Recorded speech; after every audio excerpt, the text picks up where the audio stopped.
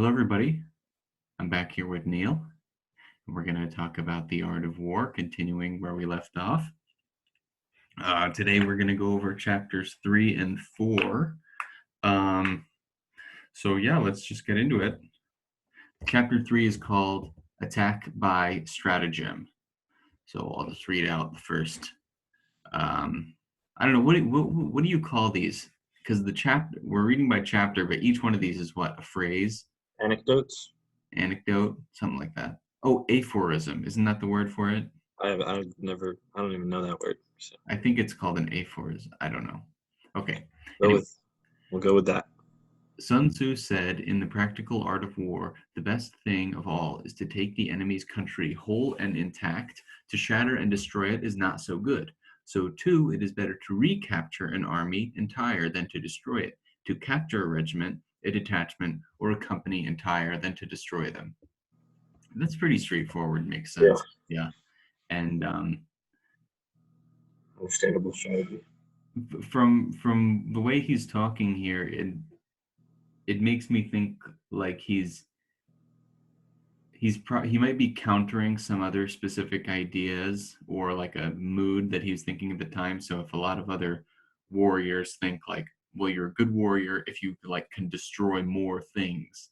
And then I think what he might be doing is kind of like tempering them and putting a check on them. Like, yeah, it's good to have the power to destroy things, but just destroying things does not necessarily achieve the goals that you wanted to achieve, right? Yeah, I would say it's not far off to speculate that he was pretty revolutionary in this way of thinking at the time. Sure. And instead of, it's not just like so it's not just like maybe a more like primal kind of warrior, just like Oh yeah. in their path, It's more civilized and Yeah. advanced and stuff.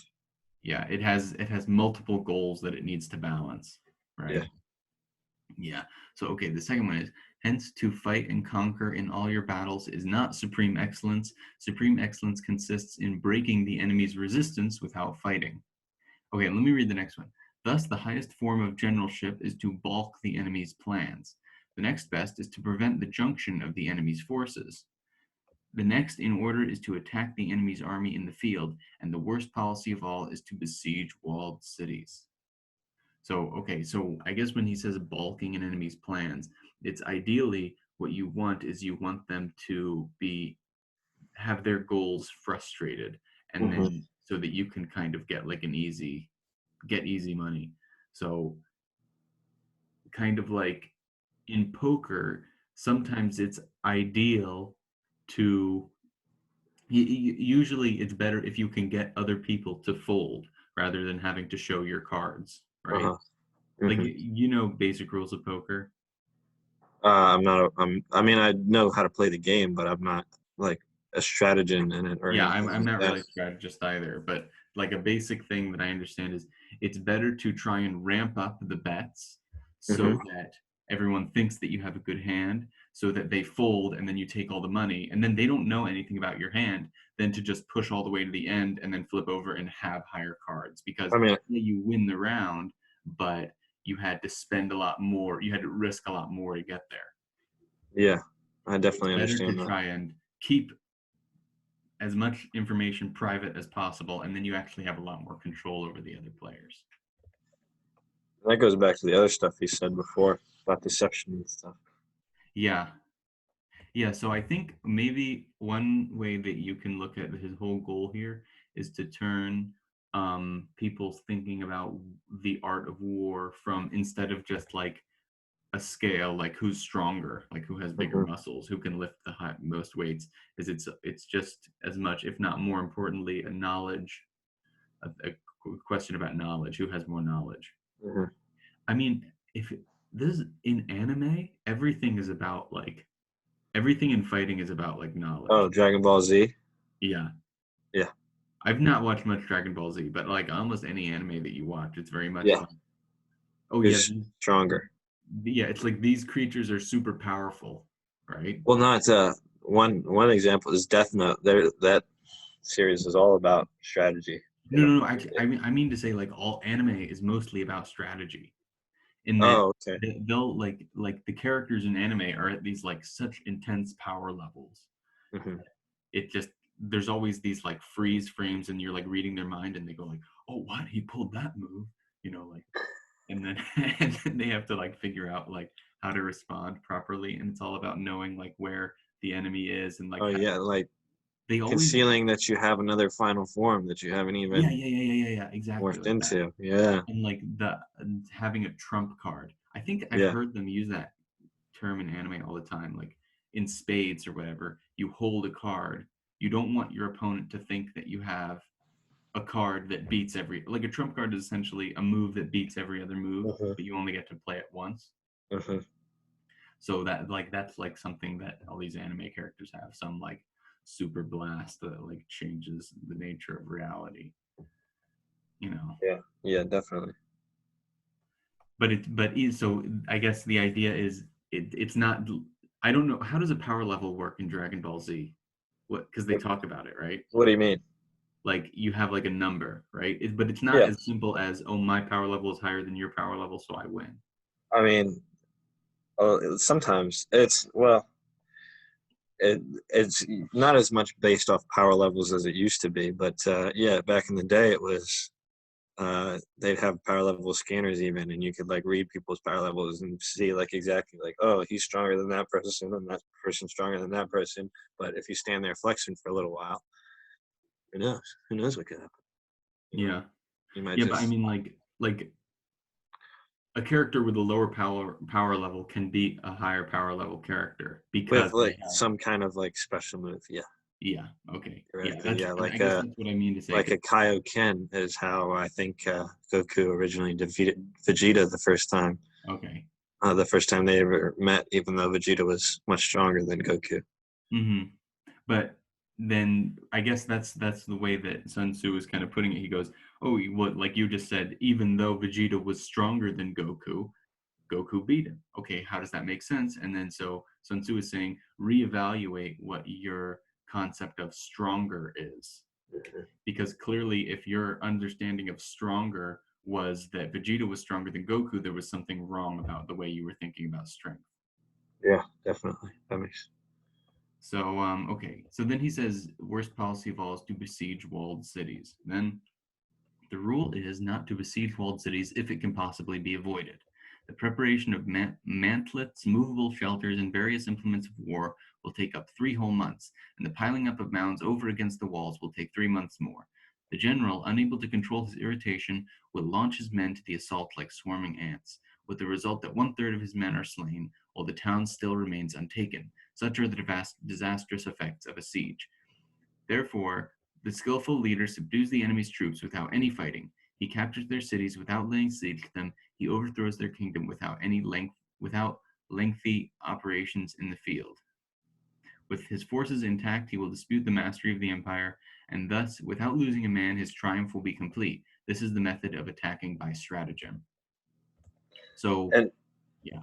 one thing, real quick, a lot of this stuff in this chapter reminds me of yet another saying that we have in law enforcement Hmm. uh, about how basically you want to be able to to defeat the enemy without ever having to fight them. The saying goes, if you ever find yourself in a fair fight, then your tactics suck. Basically, you want to set yourself up in a way where you're never going to go into a fight where you think that you could lose unless you absolutely have to, unless it's absolutely necessary. You want to. That's why people watch YouTube videos and they'll say like, why is there like 12 cops for this like one guy, or why is there 12 cops like dealing with this one like car or whatever? It's because the cops are setting themselves up so it's not possible for them to lose. They're Hmm. setting it up so that their mentality is, if you're in a fair fight, your tactics suck. So like they're not going to make it a fair fight. Like I watched this video that was I guess it was probably a guy trying to do like suicide by cop. That's what Uh-huh. it seemed like it was. But it Hmm. was a video of like the cops body cam, and it Hmm. was like two, three cops with guns on this one guy with a knife, right? Yeah. And so he was just like I guess he was walking towards them and they were like, drop the knife, get on the ground, things like that. And he wouldn't do it. And then they were like, really, I don't want to have to shoot you. And then I don't know how it got. It got kind of crazy. The guy ended up like, basically the guy ended up approaching. I don't know if this was like the cop had like good or bad form, but the cop clearly did not want to shoot this guy. Are you able And to pull the video up so that you could like show the people watching, or? I don't know if I'll be able to find it easily. Okay. Um, but here, let me pause for a second, see if I can find it. Okay, I wasn't able to find the video, and probably even I did, I probably wouldn't have shown it anyway because it's got a guy dying in it. But yeah. So where were we? The It is number 8. It is the rule in war. Well, no, it was about the siege. So this one reminded me a lot of the chapter before of it's not a good idea to. It seems like he's saying it's not a good idea to siege a castle because then you're spending tons and tons of resources on just like maintaining your troops and Uh-huh. like establishing the resources that you need for this thing, and then whatever you take from the city you might have spent just as much sieging it, you know. Mm-hmm. So it's probably not worth it. Usually it's better in some way to get your, if you can get your opponent to surrender the resources for Mm-hmm. whatever reason, that's much more useful of a strategy. So like the relationship that the Mongols had with the Chinese for a while, which was like a tribute relationship, where the Chinese basically would just give them stuff to not attack them, Hmm. right? Yeah. Like a Kind of like a mafia yeah, exactly. I was going to setup. say like the mafia. The mafia have a better setup if they can extract rents from like protection rents from Mm-hmm. people around them, but they don't like to use violence if they don't have to, right? Yeah. They definitely are willing to use it. Um, and then he calls this is the method of attacking by stratagem. If you can conquer an empire without losing a man. Okay, but number 8 is it is the rule in war if our forces are 10 to the enemy's 1 to surround him, if 5 to 1 to attack him, if twice as numerous to divide our army into 2. If equally matched, we can offer battle. If slightly inferior in numbers, we can avoid the enemy. If quite unequal in every way, we can flee from him. Hence, though an obstinate fight may be made by a small force, in the end it must be captured by the larger force. Okay, I don't understand this. What do you mean? I'm not figuring it out. Okay, it is the rule in war if our forces are 10 to the enemy's 1 to surround him, if 5 to 1 to attack him. Okay, so I guess he's saying if we're 5 to 1, it's less likely that we'll win, right? So it's No, if you have 5 times as many troops as he has, you should attack him and get the battle over with because you'll be able to overthrow it easily. But if you have 10 times as many troops as him, it's not even a competition. So you should allow him the opportunity to surrender. yes. That way, like maintaining what he said earlier in this chapter about it's better to win a battle without fighting than. And then he says if twice as numerous to divide our army into 2. So if it's 2 to 1, why do we divide our army into 2? I don't understand. Probably to be on either side of him. To flank him? Yeah, I guess so. But and I don't know if you've ever heard the saying, "Don't corner like a caged animal" or something like that. mm, Um, I see it sort of as like that strategy, like in the situation where you've got 10 times as many troops, like that's a bleak situation. Like, of course, they're probably going to end up surrendering, but in the situation where you have twice as many, they may think that they still have some sort of responsibility to fight or some chance at fighting. So you don't want to corner them because the men will end up uh, going wild, going crazy, probably fighting harder if they're cornered as opposed to running. And when they're running, it'll probably be easier to pick them off. mm-hmm. Okay, I see. I think I see. So, though an obstinate fight may be made by a small force, in the end it must be captured by the larger force. Okay, we'll continue. Now, the general is the bulwark of the state. If the bulwark is complete at all points, the state will be strong. If the bulwark is defective, the state will be weak. There are 3 ways in which a ruler can bring misfortune upon his army: by commanding the army to advance or to retreat, being ignorant of the fact that it cannot obey. This is called hobbling the army. By attempting to govern the army in the same way as he administers a kingdom, being ignorant of the conditions which obtain in an army. This causes restlessness in the soldiers' minds. By employing the officers of his army without discrimination, through ignorance of the military principle of adaptation to circumstances. This shakes the confidence of the soldiers. Okay, well, this reminded me a lot of something in Adam Smith, actually.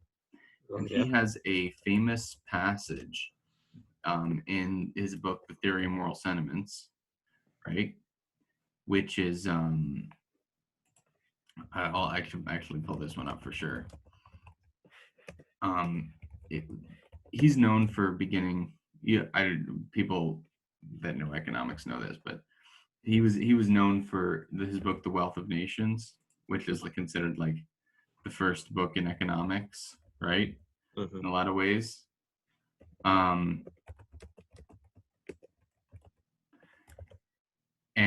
But 20 years earlier, he had written this other book called The Theory of Moral Sentiments, which was more like a psychology or moral philosophy kind of book. And so Mm-hmm. this is a famous passage from that, and I'm going to read in full because I think it's one of the best passages in Smith, and I think it fits with this very well. The man of system, on the contrary, is apt to be very wise in his own conceit, and is often so enamored with the supposed beauty of his own ideal plan of government that he cannot suffer the smallest deviation from any part of it. He goes on to establish it completely and in all its parts, without any regard either to the great interests or to the strong prejudices which may oppose it.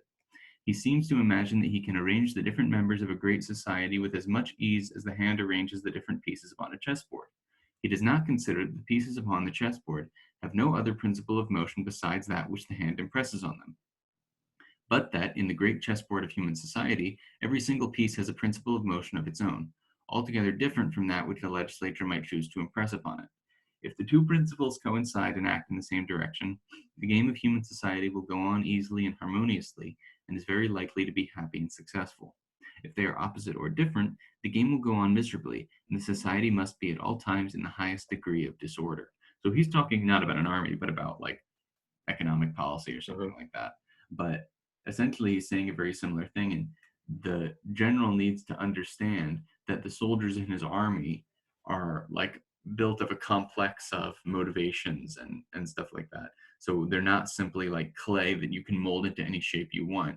You need to understand how your orders disseminate themselves Oh yeah, through definitely. the ranks, right? It's not as easy as just like, oh well, I told them to go over there and do that, so they're Yeah. doing it, right? Yeah.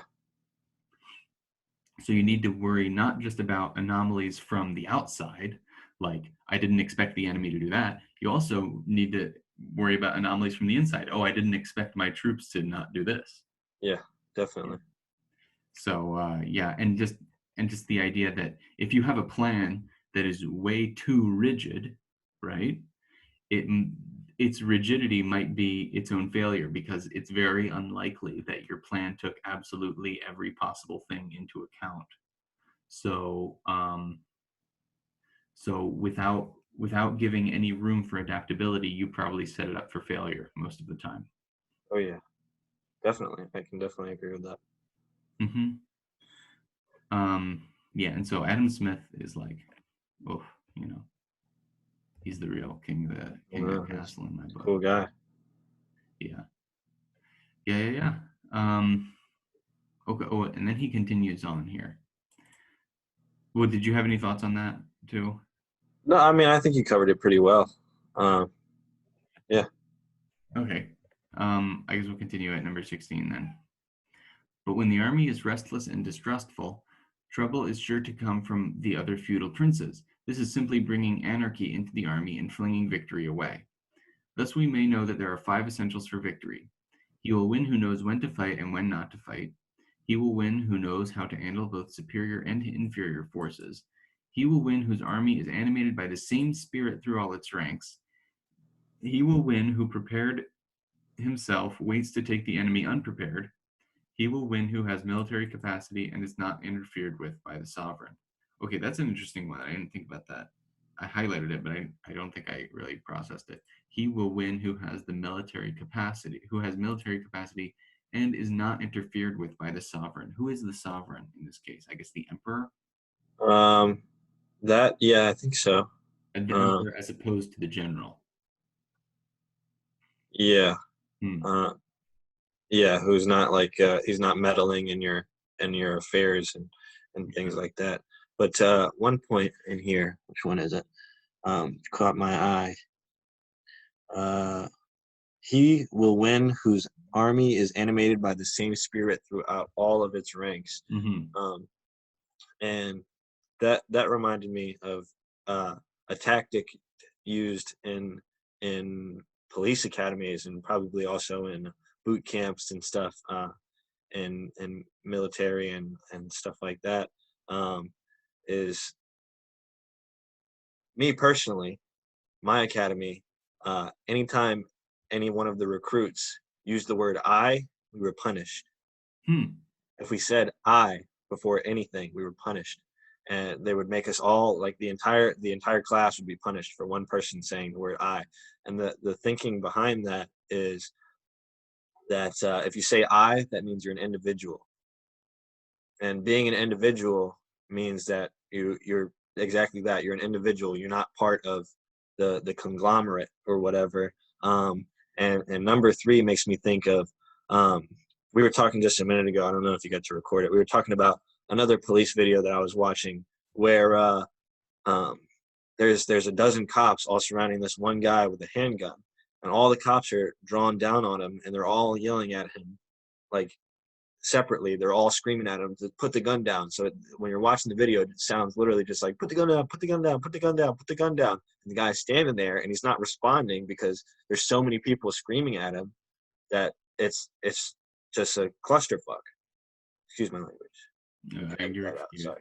Um, but but in my eyes, they're not animated by the same spirit throughout all their ranks. See, in my eyes, those officers are all being individuals, and what the proper strategy there would have been is to say, pick one person, be like, okay, you point at them, like draw them out, so that everybody knows this is the person that's going to talk to this guy. And that's how it should have been. It should have been one person talking to that guy. And maybe other people can come up and say, oh, maybe you should tell him this, maybe you should tell him that. But a dozen Hmm. cops all screaming, put the gun down at one guy is not going to get anything accomplished, because it sounds like a high school cafeteria in there. They're all screaming at each other and nobody can hear anything. So it's Mm-hmm. complete chaos. Um, and that's why they always taught us in the academy not to think of yourself as an individual, but part of, It's not you as a cop that happens to be there with other cops. You're yeah, all there for you're you're all doing the same thing. Yeah. you're not like when I would go into work, I no longer became Neil Simpson. I became Officer 8648. And some people like that, some people don't like that, some people think that that's like dehumanizing or whatever. But the fact is, it's a strategy so that we're coordinated. And when it fails, you get stuff like that in that video where everybody's screaming the same thing, and nobody can hear or understand anything. It's just Yeah. So chaos. yeah, I definitely I like what you're saying, and I wanted to notice and say that that's an interesting choice of words that they use there, because the word animated comes from Latin, and it means the Latin word animus, which means spirit. So when we say that something is animated, we mean it has a spirit, or it has something that's It's moving it. spirited by the same spirit throughout all its Yeah. rank. Like, so I mean, obviously that's not like wrong what they said, but it's interestingly redundant, you know. Yeah. And but then what you were saying about the cops though is and the need to not think of yourself as an I, but to think of yourself as a part of the collective. That's definitely true and useful in some ways, and in some sense, like all of you were animated by the same spirit, or not you, not like you were there, but all of them were animated by the same spirit to solve this problem, but they weren't ordered properly, right? The way it's supposed to work for us, like if anybody who's watching this has taken CPR, they should know that everybody in a situation like this, an emergency situation, is supposed to have an individual task. And that there's no way that can get done if the tasks aren't assigned. So the first thing they teach you in CPR is when somebody like goes down, when somebody is like having a cardiac arrest attack or they're having some sort of medical emergency, you select one person out of the crowds that's standing around. You point to one person and you say, "You go call 911," because otherwise everybody's going to be running around dialing their phones. Nobody's going to be helping you. The dispatchers at 911 are going to have dozens of calls coming in all about the same thing. And it's going to be, like I said, again, like a cluster F word. But Yeah, I know. I see what you're saying. And yeah, and I was going to mention that too, because we learned that in Boy Scouts. yeah, That if you're in a situation like that, point out. We did CPR, like really simple CPR. I don't really remember it, and I feel like we probably learned it the wrong way. But yeah, that's part of that was part of Boy Scouts. Excellent job, Boy Scouts of America. But so the collective thing is good, but there's also a danger where if you don't this is similar to the stuff earlier, where if you treat whatever the organizing system is, if you treat it as too dominant and you don't let the individual cops adapt to their situation or express or what makes their individual piece of knowledge worthwhile, if they don't have the freedom to deviate from the group, then you also have just as big of a problem. If And that's you like some kind of tyrannical system. like the saying, if you judge a fish on its ability to climb a tree, of course it's going to look like a moron. Yeah. Yeah. But wait, how does that relate? I don't understand. You're talking about you don't want too much uniform, whatever the word is, in the ranks. So you don't want you want to be able to utilize people's skills and abilities and take advantage of them, and also understand people's weaknesses. So I wouldn't like look across a crowd of 100 people and say like, okay, all you guys are going to be infantrymen. I'd look across and say like, okay, there's some people who are fit for this type of duty, and there's some people who might be better suited for another task. If you're a good general, you wouldn't just outsource everyone to the same task. Yeah. It's like the cells in your body all have specific tasks. There you go. Yeah. I think I've been thinking about it. I think I mentioned this in the last episode too. I've been thinking about everything as body metaphors. Oh yeah. Like, yeah, oh, like people's social interactions is like forming larger bodies. I don't know. I want to get more into that. I want to study more biology. That's good. That's a nice way to, because that's useful to Mhm. you. I think about it as all, of course, law enforcement stuff, because that's the world that I'm from. Right. Right. Okay, this is the last part of this chapter. Hence the saying, if you know the enemy and know yourself, you need not fear the result of 100 battles. If you know yourself but not the enemy, for every victory gained, you will also suffer a defeat. If you know neither the enemy nor yourself, you will succumb in every battle. Wow. And that's a very good summary of a lot of things that he says, is just Yeah. knowledge. He's very much like a knowledge is power kind of thing. You can think of it. But one question I have about this, number 18, is how can you really know when you know the enemy? If the whole point of everything that he's been preaching up to this point is to try and deceive your enemy, when you're weak, appear strong; when you're strong, appear weak; when you're great in number, appear few. All that stuff. I mean, I think it's kind of a dangerous assumption to go into a battle assuming like, okay, like I've figured it out. I know what I'm capable of. I know what they're capable of. Unless maybe you faced this opponent before. Like I used to be a wrestler in high school, and I know that um, on the wrestling team, a lot of times when at practice, you'd wrestle the same guys over and over again. So you'd be able to go into a match, and I'd go into a match with one of my guys on the team, and I'd say, okay, I know what this person is going to do. They're going to make this move. They're going to go for the ankle, and when they do, I'm gonna sprawl, and I'm gonna get them in a headlock. Um, but if you're facing an enemy that you've never faced before, it's hard to. like someone on another team. Yeah, it's hard But I to. mean, even in that situation, so presumably if it's a group of like, I don't know, 10 guys and they're always wrestling with each other, they all get to know each other's strategies. But still some might beat others more often because some might say like, oh, I know what this guy's gonna do, and then they don't expect them to have had that extra trump card in their pocket, right? Mhm. Whereas somebody can say, I know what this guy's gonna do, and that gives me an advantage, but I also am not going to pretend like I know everything that he's going to do. Yeah, So of course it's you. I don't think the fact that people can deceive or that you don't know everything means that what he's saying here, if you know the enemy and know yourself, you need not fear the result of 100 battles. I think that still stands true. You know, yeah. they're both true. Both, I think and I it's mean, definitely true. I just would say that it's yeah. hard to like realize when you're in that area for certain. And interesting, now that I So look it's at it already again, he the says, approach already if you up. know the enemy and know yourself, you need not fear the result of 100 battles. He doesn't actually say that that ever happens. Yeah.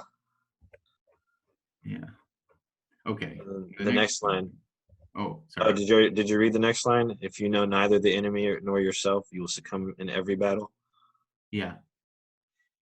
So that's, I mean, that's obviously tied to like if you're overestimating your ability, then or like if you don't even know what your own men are capable of, Mm-hmm. you're obviously at a disadvantage there.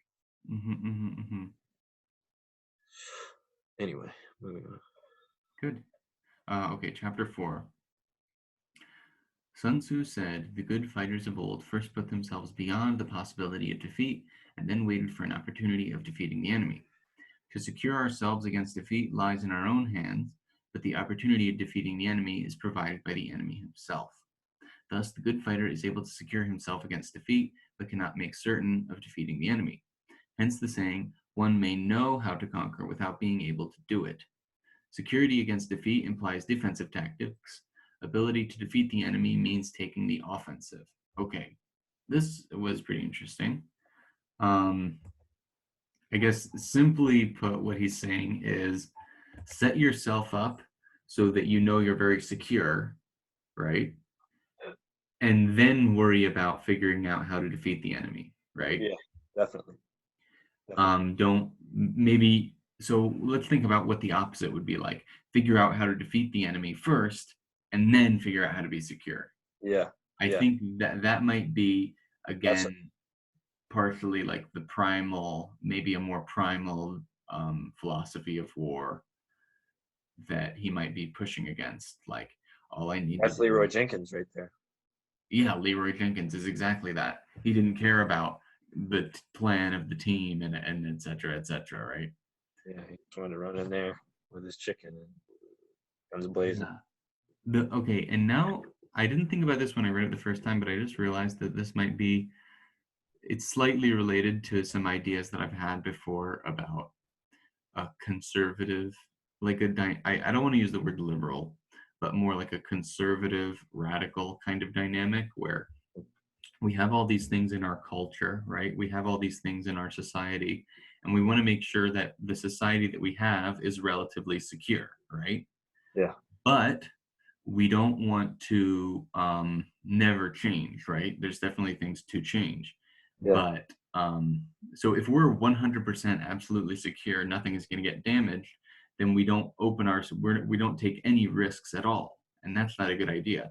But I think maybe the way to think about it is, okay, well, 95% of what we're doing, what we do is like the more conservative kind of making sure things are secure, and then we leave the 5% to pay attention to new opportunities that might present themselves. yeah, But we don't start with nothing and then try to find those opportunities. We need to preserve what we have, and then the stock of what we have actually gives rise to our opportunities to do something greater.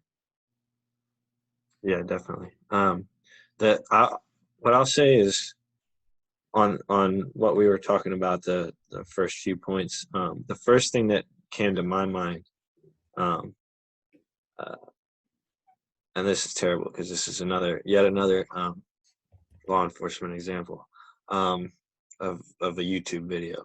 Hmm. But I saw a video recently this past week where there's this woman is videotaping this what's called a high risk traffic stop from like the sidewalk without context. So high risk traffic stop is when it's either for a car or just somebody walking on the street. When you assume when the person's been like involved in some sort of crime and or they have some sort of weapon or like they're wanted or something like that. A situation where you can assume that this person is probably like dangerous, like lethally dangerous, possibly, Hmm. not definitely, but possibly. So the video is of this woman. She's on the sidewalk, or well, it's from this woman who's on the sidewalk. She's videotaping this man who's standing at the street corner with his hands up, facing away from police officers. And there's a few different police officers standing at their cars behind their doors with their guns pointed on them. And they're just telling them, keep your hands up, keep your hands up. They're not doing anything. They're not like moving forward to put them in cuffs or anything. And the woman is standing there and she's upset because she thinks that they're gonna try and shoot the guy. She's like, why don't you guys just come and arrest him? And more police keep showing up, more and more cops keep showing up. Um, and they're all standing behind their cars with their guns pointed, but none of them are actually moving forward to make the arrest, to put them in cuffs. The call that came out over the radio to the police officers was from the local gas station that's right across the street. Somebody had robbed the local gas station, and the caller said that they thought that the suspect had a weapon on him, like a firearm. So um, it reminds me of secure yourselves against defeat before the opportunity to defeat the enemy. So in the high risk traffic stop, the whole point is that you're being cautious because they don't know that whether or not he has a weapon. They're not going to go up and put handcuffs on him. They're not going to walk up to him. They're staying behind their doors specifically so that if he does have a weapon and he makes a move to attack them, they're once again they're at that point where they're in the advantage because if they're in a fair fight, their tactics suck. So right now, all you can see in the video is just the officers standing behind their cars with their guns pointed, and they stand there for a long time before finally they go up and they actually have the guy walk backwards to them, which is differently than how I was trained. How we were trained was have the person lay down with their hands spread out. But the point is they're staying secured the whole time. They're staying from like a safe distance for EMS people, BSI, scene safe, um, before they go in there and try to make any moves at all. Hmm. And that was misinterpreted by the public. They because the woman couldn't understand why they weren't going into there to make the arrest, and she was worried because she thought that it was um, going to end badly. But the guy was put in handcuffs, and it turns out that he was the suspect, and he ended up being okay, and all the officers were okay. Nobody got hurt. So Yeah. So, and yeah, I guess that kind of, I'm sure a lot of people don't understand basic police tactics, you know, that might seem kind of strange from just a glance. Like, why do you need 13 people on this guy? mhm. You know? Definitely. I mean, it does. I would say that a lot of the stuff that we do does look strange to the public, but there's 99% of the time there's reasoning behind it. There's that 1% where things do go haywire, and mistakes are made, but usually there's a reason for Yeah. what's happening. Yeah. And yeah. So I remember that you had written that paper at one point about like police PR in a way that the patrol, when you're a patrol, when like being on patrol, that's when the public sees police officers most often. So Yeah. police officers, if they want the public to trust them, should, act proper on patrol because that's when most people are going to see you. Of course, right? Yeah. So yeah, and I mean whatever, and I think probably at least the recent like major criticisms of police action probably came out at a time when you could select all of those 1% haywire cases and present them all. Most people see like maybe 3 arrests. Well, some people probably way more, but most people don't see that many arrests in their lifetime, right? Hmm. So if all of a sudden you flood people's feed or whatever with a ton of videos of arrests, which are cops doing these terrible things, then as a percent of arrests that you see on video or in real life, most of them are going to be where the cops are in the wrong for whatever reason. Well, I think part of it has also got to do with um, there is a little bit of a stigma in law enforcement, um, where it's that officers have power, and officers know that they have the power to do certain things. Like when I know that I have the power to arrest somebody, at that point it's like my decision whether or not I'm going to arrest them, because we've also got um, can't think of the name right offhand. It starts with a D. Whatever, it's escaping my mind. But there's this stigma that officers kind of have to use art of war strategies, basically, because the public is so, it has gotten to the point where they're so like so negatively charged against police that you the truth is you never know what's going to happen. But there are situations when um, these type of tactics tend to escalate conflict. Um, there's situations when you pull somebody over and officers aren't telling them, like they're like, why am I being pulled over? Like the officer wants them out of the car. The officer's not talking to them, not responding to them, because the officer isn't concerned with what they want to know. The officer is concerned with what they need them to do. And uh, to any cops out there watching this, sometimes it would just, from the words of verbal judo, like sometimes it would just go a lot smoother if you would just answer like simple questions and keep it moving. But Mm-hmm. anyway, that's off topic. This. Sometimes things get confused like that. Yeah. Okay, let's continue the. I'll read a bunch because I think it's actually going to repeat a lot of the same stuff. Standing on the defensive indicates insufficient strength. Attacking, a superabundance of strength. The general who is skilled in defense hides in the most secret recesses of the earth. He who is skilled in attack flashes forth from the topmost heights of heaven. Thus, on the one hand, we have ability to protect ourselves, on the other, a victory that is complete. To see victory only when it is within the ken of the common herd is not the acme of excellence. The acme. Is that a word? Acme? I thought it was. I'm pretty sure it's a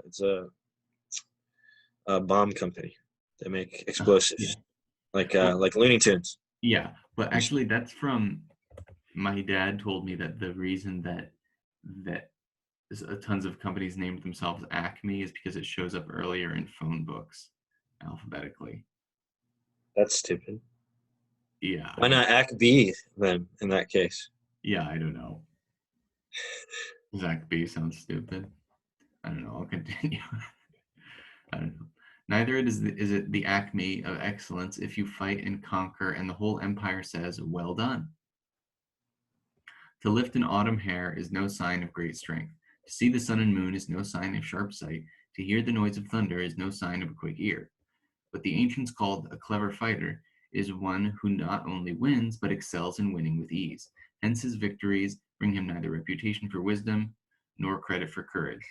He wins his battles by making no mistakes. Making no mistakes is what establishes the certainty of victory, for it means conquering an enemy that is already defeated.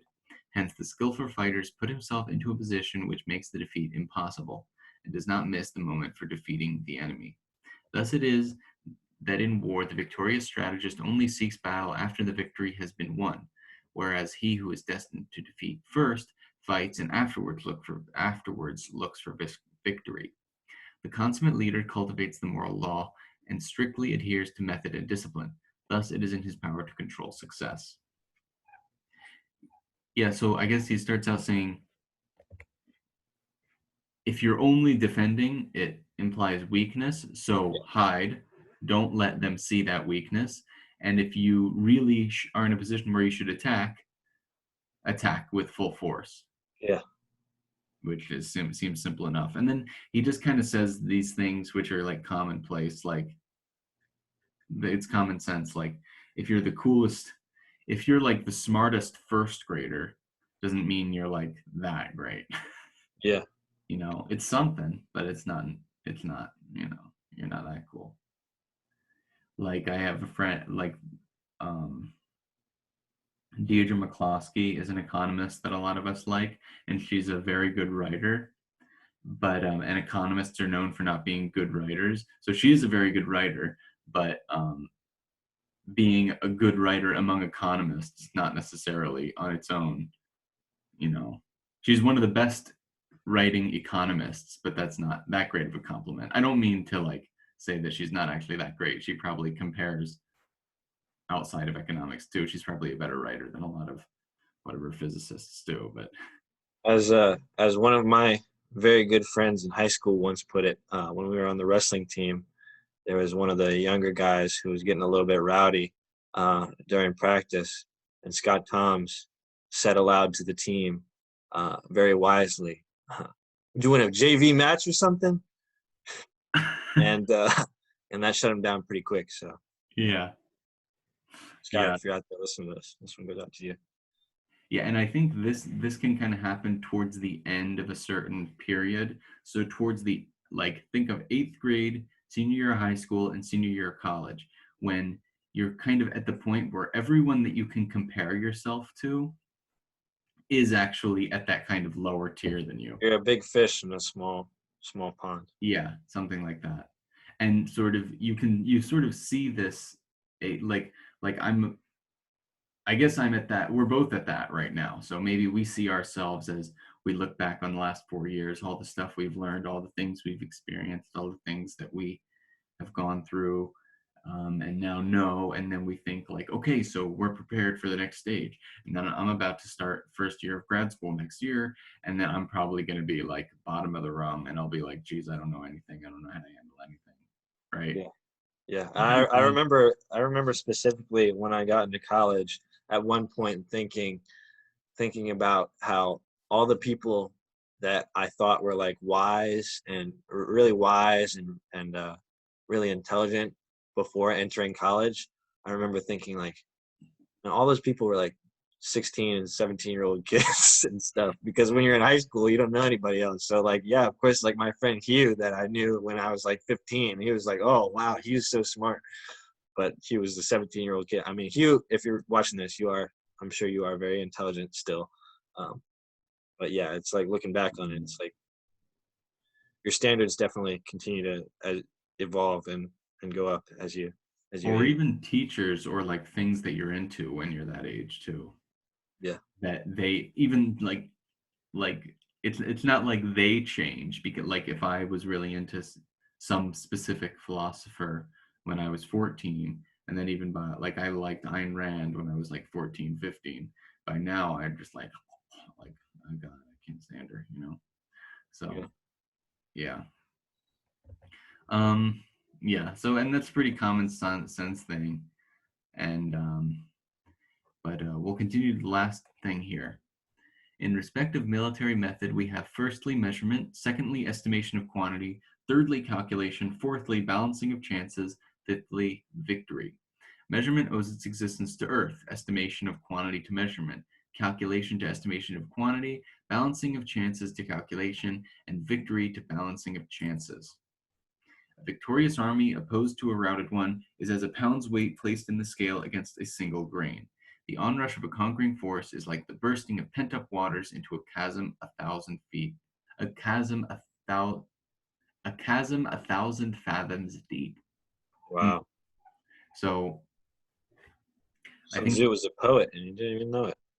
well, he wasn't writing in English. Yeah. Oh yeah, yeah. He wasn't. He didn't even know it. So, I guess the translator then. yeah, whoever he is.